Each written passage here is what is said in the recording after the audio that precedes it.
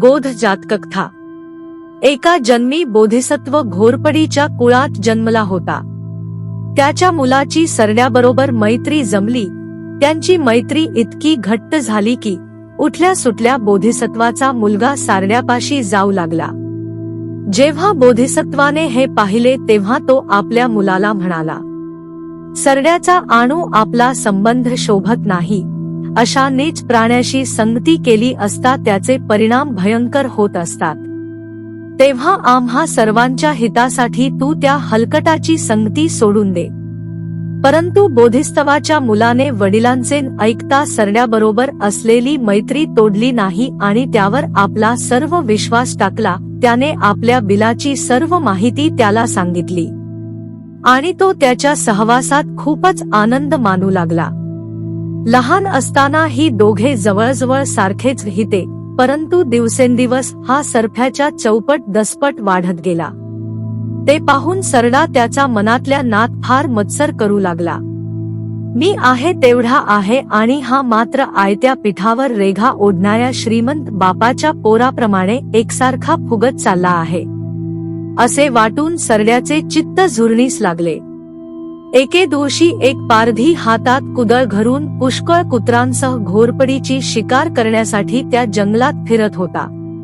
त्याला पाहून सरडा म्हणाला, तुम्ही कुदळ आणि कुत्रे घेऊन कोठे जाता?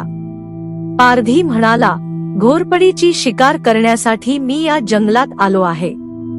सरडा म्हणाला, तुमचे कुत्रे मला काही इजा करणार नसेल तर मी तुम्हाला एक मोठे बिल दाखवतो। पारध्याने सरड्याला आश्वासन दिले आणि सरड्याने दाखवून दिलेल्या बिळाच्या तोंडावर पाचोळा गोळा करून आग लावली आणि धुरामुळे घोरपडी गुदमरून जातील असे केले। बिचाया घोरपडी आपला जीव वाचविण्यासाठी बिळाच्या दुसऱ्या तोंडावाटे बाहेर पडू लागल्या। कित्येकीला पारध्याने तर उरलेल्यांना कुत्र्यांनी पकडले। बोधिसत्व आणि त्याचे काही मित्र पारध्याच्या आणि कुत्रांच्या हाती लागले नाही। सगळ्या घोरपडी मेल्या असे वाटून पारधी आपले कुत्रे आणि मिळालेली शिकार घेऊन घरी गेला। तेव्हा बोधिसत्व बिळाच्या बाहेर येऊन आपल्या मित्रांना म्हणाला, मित्रांनो, आपण आत्ता इथे सुरक्षित नाही। माझ्या मुलाने सरड्याची संगती केली, तेव्हा आपण येथे न राहता दुसरीकडे जायला पाहिजे। काकी, कुळांतील एकाने दुष्टाची संगती केली म्हणजे त्या सर्व कुळांवर संकट ओढवल्या वाचून राहत नाही।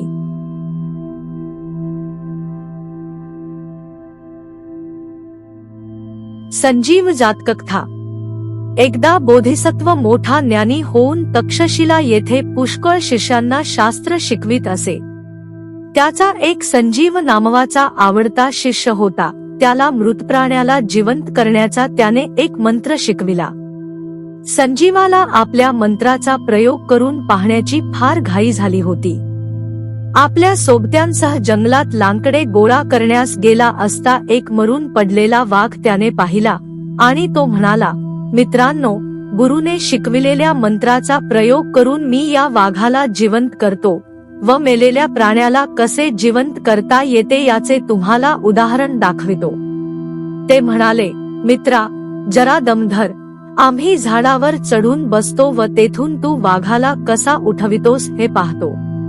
ते झाडावर चढून बसल्यावर संजीवाने मंत्रप्रयोगाला सुरुवात केली व खडे घेऊन तो वाघच्या अंगावर फेकून लागला।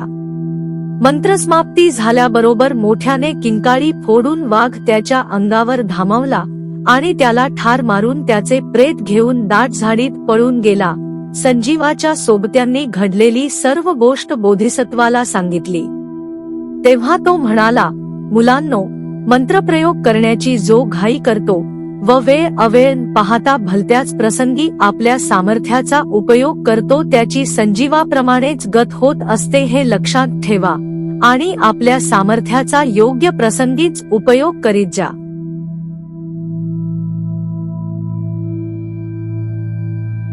भवतु सब्ब मंगल।